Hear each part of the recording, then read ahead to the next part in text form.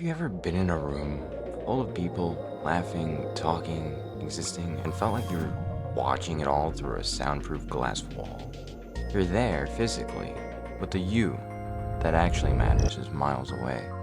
In the world of psychology, we often talk about the need to belong. Today, I want to talk about why relationships actually matter, and why today it seems like our generation doesn't seem to think that way.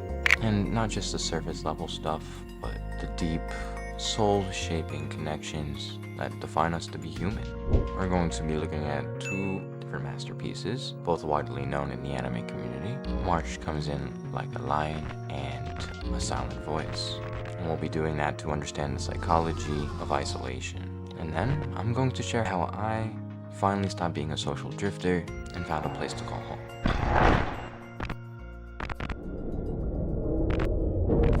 Let's start with Rei Kiriyama from March Comes In Like a Lion. Rei is a professional shogi player. He has money, he has his own apartment, and he has a career most adults would envy.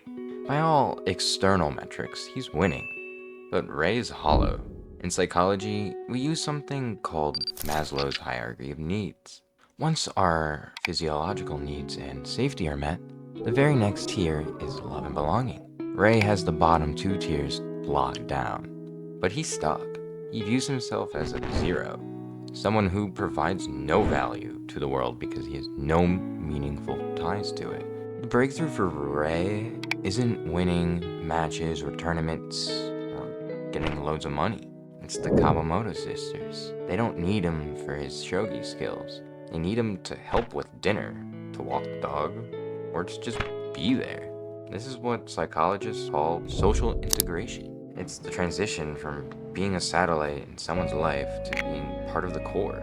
Relationships matter because they provide that why for our survival. But what if the problem isn't that people aren't there? What if the problem is that you've built a wall so high you can't see them? In A Silent Voice, protagonist Shoya Ishida literally sees X's over people's faces. This is a brilliant visual metaphor for social monitoring and social anxiety. When we've been hurt or rejected, our brain enters a state of hypervigilance. We stop looking for connection and start looking for threats. The X is a psychological defense mechanism. If I don't see you as a person, you can't reject me. If I don't listen to you, you can't hurt me. But the cost of this safety is a total lack of self-expansion. Psychology suggests that through close relationships, we include the other person in our self-concept. We grow because we inherit their perspectives, their strengths, and their joys. When Shoya finally pulls the X's off, the world becomes loud, chaotic, and terrifying, but it also becomes real. Relationships matter because they are the only way we can grow beyond the limits of our own ego, whether it be a bloated ego or a deflated one. I relate to Shoya and Rei more than I'd like to admit it. Growing up, I was what I would call a friend group hopper, not to my own liking or choosing, but because what I chose ended up not fitting into what I believed. Truthfully, I felt as though I was a chameleon. I could hang out with the jocks, the nerds, the art kids, band kids, it didn't matter. But I always felt like I was a guest. I never really felt essential to anyone. And when it came to romance, forget about it! I felt like I was speaking a language no one else was understanding. I constantly masked my frequency to adjust to others, and never really showing them who I was. This led to a phenomenon called perceived social isolation. I know, big word, right?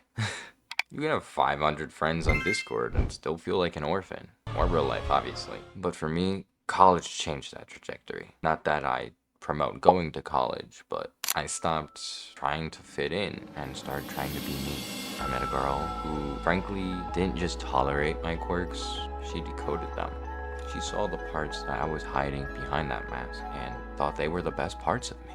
Then I found my group, my people, my homies, my day ones, even though they're not, like, from day one.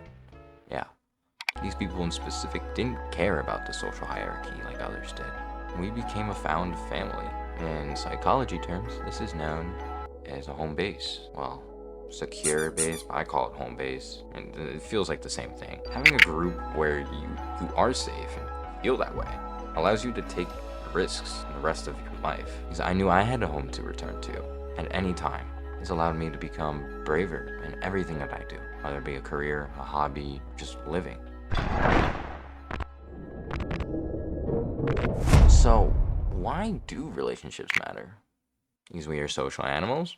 Yeah, yeah, you right, you right. But more importantly, because relationships act as a mirror. When we're alone, we only see our flaws, our X's and zeros, but when we find our people, our partners, our home, they reflect back a version of us that we didn't know existed.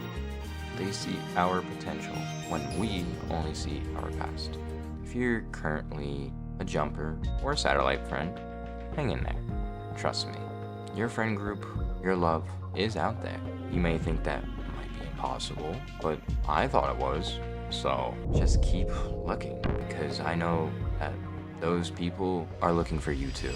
Thank you all so much for watching. If you guys want to see more content like this, please check some of my other videos out. And don't forget to, peace out, y'all.